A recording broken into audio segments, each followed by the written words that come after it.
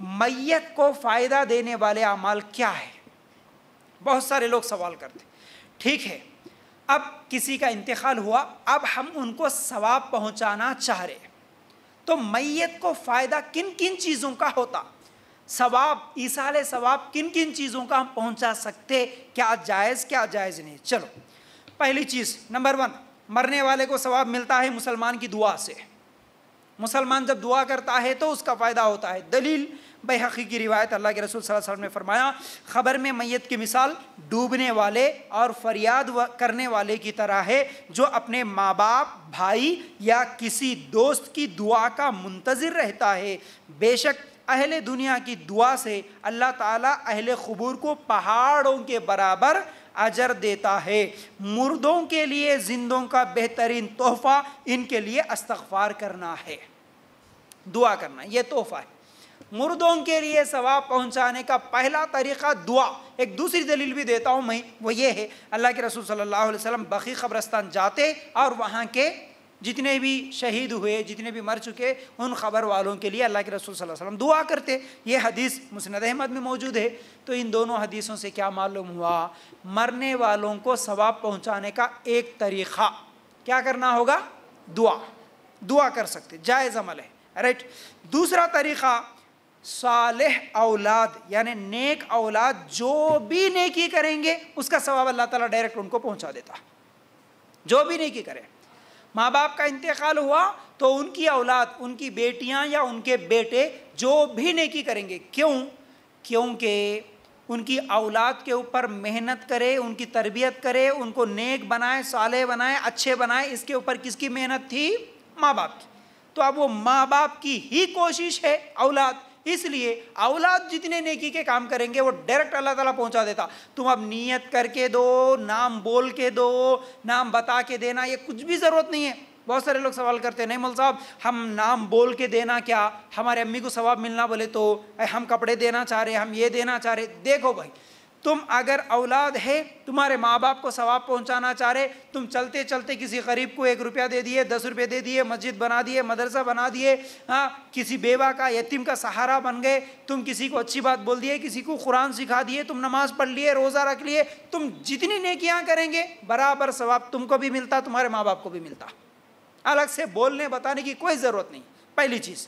फिर इसी तरह क्या है, एक हदीस सुनाता हूँ। अल्लाह के रसूल सल्लल्लाहु अलैहि वसल्लम ने फरमाया, बेशक अल्लाह ताला जन्नत में नेक बंदे के दर्जे को बुलंद करता है। तो बंदा कहता है, अय अल्लाह ये दर्जा मुझे क्यों मिला, नेक बंदे को, अल्लाह मेरे को ये क्यों मिला दर्जा?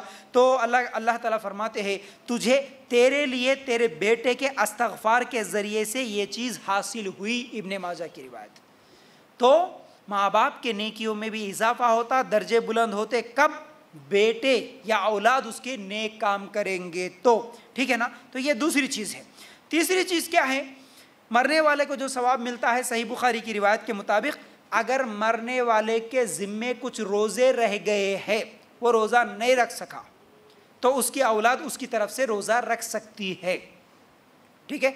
फिर इसी तरह नज़र माना, मरने वाला कुछ नज़र मान के रखा था कि मैं ये नज़र करूँगा, लेकिन उससे पहले उसका इंतकाल हुआ, तो उसकी नज़र पूरी कर सकती है औलाद, अबू दाऊद की रिवायत।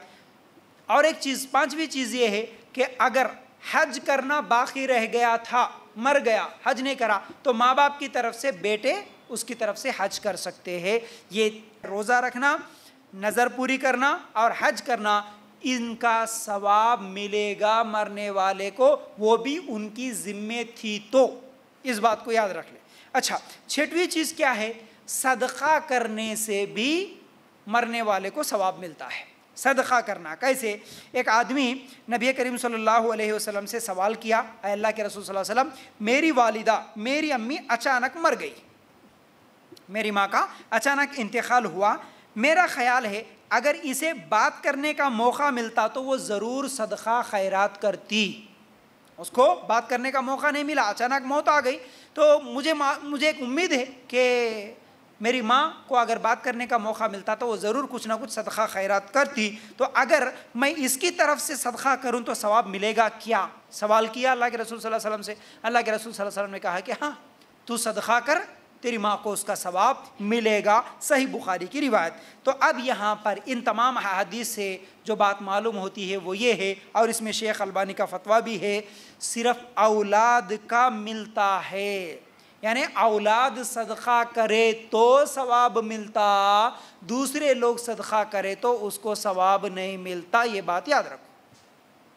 औलाद, बहुत सारे लोग बोलते नहीं हमारे खाला है, हमारे फूफी है, उनो है, इनो है, नहीं, सिर्फ उसकी औलाद सदका करेगी। सदका का मतलब अब आप कपड़े दे रहे, अब इसके लिए भी ख़ास ये नहीं करना हम रमज़ान में वो कपड़े ख़रीद के देते, साड़ियाँ देते, वो तुआल के कपड़े ख़रीद के देते हमारे माँ के नाम पे, बाप के नाम, भाई ऐसा कुछ भी नहीं है।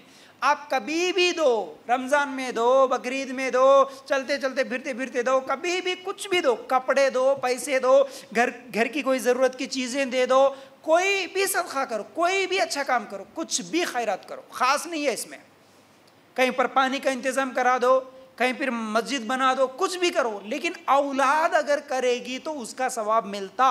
लेकिन औलाद के अलावा दूसरे लोग हम खैरात करते, सदका करते, उसका सवाब नहीं मिलता। इस बात को याद रख लेना।